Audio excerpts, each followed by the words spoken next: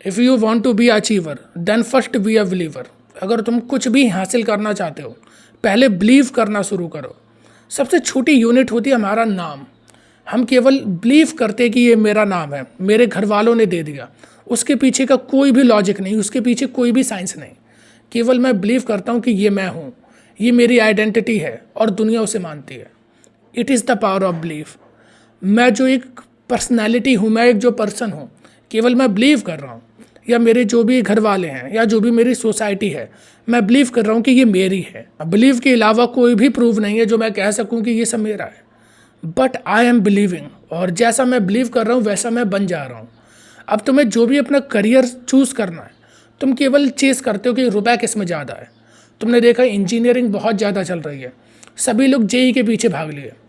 तुमने देखा कि डॉक्टरी बहुत ज़्यादा चल रही, सब लोग नीट के पीछे भाग लिए। फिर उसके बाद भी वो अपने करियर ऑप्शन स्विच करते रहते हैं। ज़्यादातर देखना जो भी अच्छी कॉलेज से इंजीनियरिंग करके निकलते हैं वो कभी भी वो काम नहीं करते जो उन्होंने पढ़ाई करी होती है। इंजीनियर कभी भी अपनी डिग्री से रिलेटेड वर्क करते हुए नहीं मिलेंगे, अलग अलग फील्ड में तुम्हें मिलेंगे। इंजीनियर और डॉक्टर बनने की भी बात, बहुत ज़्यादा ऐसे लोग हैं जो यूपीएससी की तैयारी करते हैं, और ऐसे हैं जो आईएएस या आईपीएस ऑफिसर भी बनते हैं। क्योंकि जब वो डॉक्टर या इंजीनियर बनने जा रहे थे उन्हें क्लियर नहीं था कि क्या करना है। उन्होंने कुछ रील देख के मोटिवेट हुए थे, और कुछ अगर वो भी नहीं जानते थे वो अपने दोस्तों को देखकर मोटिवेट हुए थे, और कुछ अपने माँ बाप के कहने पर। माँ बाप क्यों कहते हैं? वो किसी भी प्रोफेशन के लिए तभी कहेंगे जब उन्हें लगेगा कि यहाँ पर रुपए ज़्यादा है।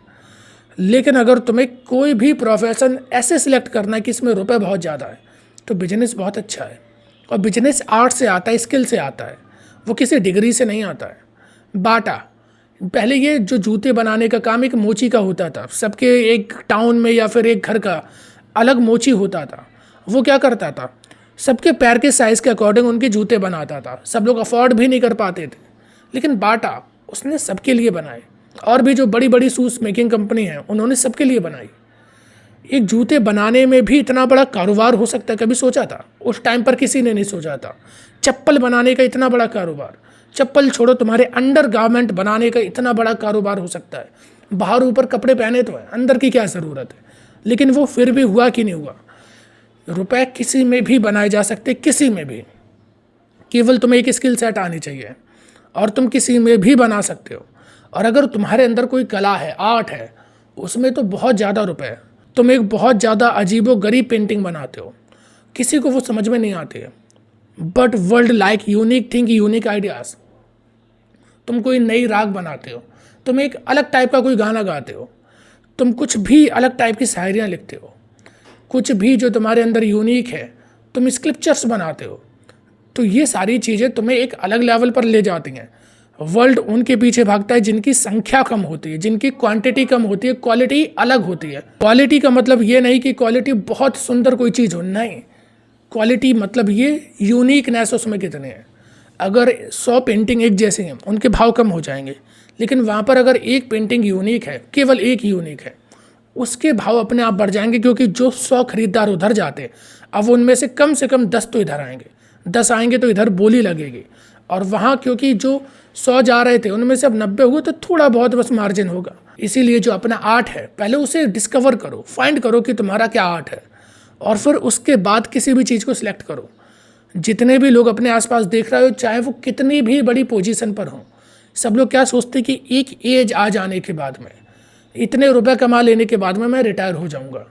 ये सबकी थिंकिंग रहती है, क्योंकि रुपए कभी भी तुम्हारे काम का मोटिवेशन नहीं हो सकता। कभी भी तुम ऐसे काम से प्यार नहीं कर सकते जिसमें तुम बंधे हो। इसीलिए ऑलवेज ऑलवेज ऐसे काम के पीछे जाओ जो तुम्हारा मन कहे करने को।